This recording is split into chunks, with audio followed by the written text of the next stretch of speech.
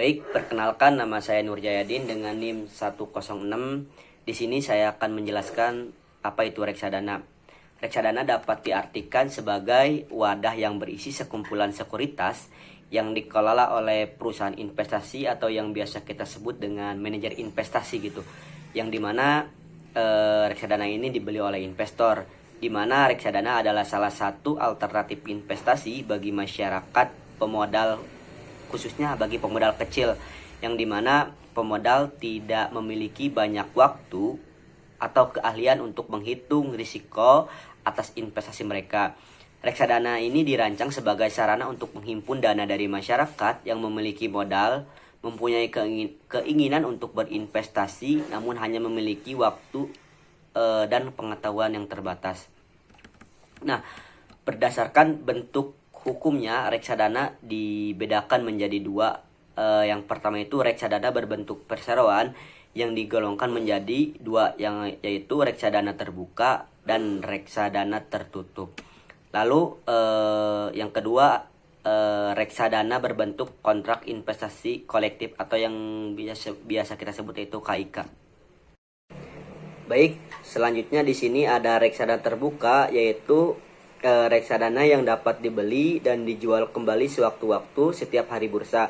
Nah, untuk reksadana terbuka ini dibagi menjadi beberapa jenis, diantaranya yaitu yang pertama ada reksadana pasar uang, lalu yang kedua ada reksadana pendapatan tetap, yang ketiga ada reksadana campuran, dan yang keempat ada reksadana saham. Nah, di antara keempat itu merupakan beberapa jenis yang termasuk ke dalam reksadana terbuka.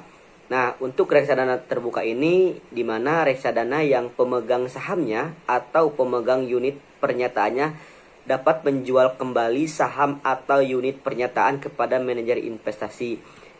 Yang mana dalam memegang saham atau unit pernyataan melakukan penjualan kembali atau reksadana tersebut terbuka wajib membeli saham atau unit pernyataan. Nah, pada reksadana terbuka terbentuk kontrak investasi kolektif yang dimana manajer investasi sebagai pengelola reksadana dapat menjual atau membeli kembali unit pernyataan secara terus-menerus sampai dengan jumlah unit pernyataan yang ditetapkan dalam kontrak.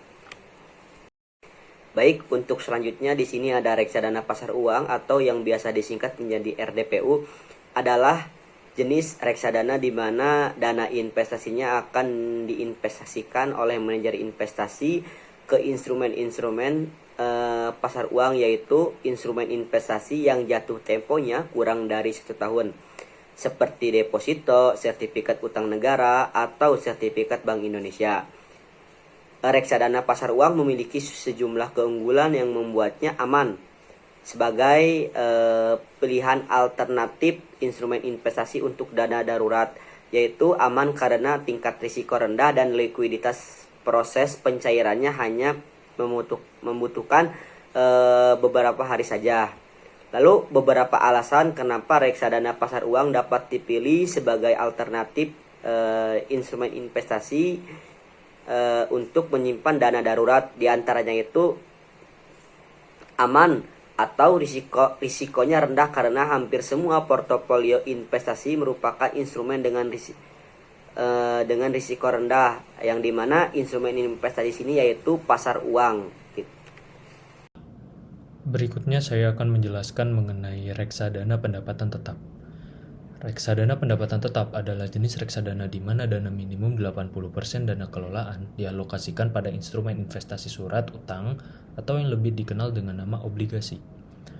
Reksadana pendapatan tetap cocok untuk pemenuhan tujuan keuangan dengan jangka waktu antara 1 hingga 3 tahun atau investor dengan profil yang konservatif. Selanjutnya ada reksadana campuran. Reksadana campuran memiliki kebijakan investasi maksimal 79% pada instrumen pasar uang, obligasi, dan saham. Reksadana campuran cocok untuk pemenuhan tujuan keuangan dengan jangka waktu antara 3 hingga 5 tahun atau investor dengan profil moderat. Berikutnya ada reksadana saham. Reksadana saham ini memiliki kebijakan investasi minimal 80% pada instrumen satu saham. Reksadana saham cocok untuk pemenuhan tujuan keuangan dengan jangka waktu di atas 5 tahun atau investor dengan profil agresif. Reksadana saham menganut prinsip high risk, high returns yang memiliki resiko paling tinggi dibandingkan dengan reksadana lainnya, tetapi mempunyai potensi keuntungan yang paling tinggi juga.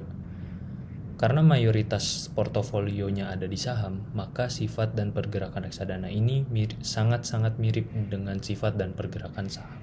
Terima kasih. Reksadana tertutup merupakan kebalikan dari reksadana terbuka, yang dimana reksadana tertutup merupakan reksadana yang mana pemegang saham atau pemegang unit penyertaan tidak dapat menjual kembali saham atau unit penyertaannya kepada manajer investasi. Kemudian, penjualan kembali dilakukan melalui mekanisme perdagangan di bursa efek. Reksadana tertutup terbagi menjadi dua. Yang pertama ada reksadana terproteksi. Reksadana terproteksi merupakan produk investasi yang mampu memberikan proteksi 100% terhadap pokok investasi yang dimiliki oleh investor ketika jatuh tempo. Reksadana jenis ini mempunyai jangka waktu berinvestasi yang sudah ditentukan oleh pihak manajer investasi. Meski begitu, jika dibutuhkan atau dikehendaki, investor berhak untuk mencairkan dana pada produk reksadana ini sebelum tiba masa jatuh temponya. Hanya saja, sebagai konsekuensinya, jaminan proteksi terhadap pokok investasi yang telah dijanjikan sebelumnya menjadi tidak berlaku. Kemudian yang terakhir ada ETF atau Exchange Trade Fund.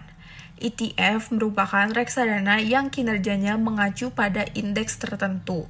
ETF ditunjukkan untuk memperoleh hasil investasi sesuai atau bahkan melampaui kinerja pasar. Karena itu, yang menjadi acuan dari produk ini ialah indeks saham. ETF merupakan reksadana berbentuk kontrak investasi kolektif yang unit penyertaannya diperdagangkan di bursa efek. Meskipun ETF pada dasarnya adalah reksadana, produk ini tetap diperdagangkan seperti saham-saham yang ada di bursa efek.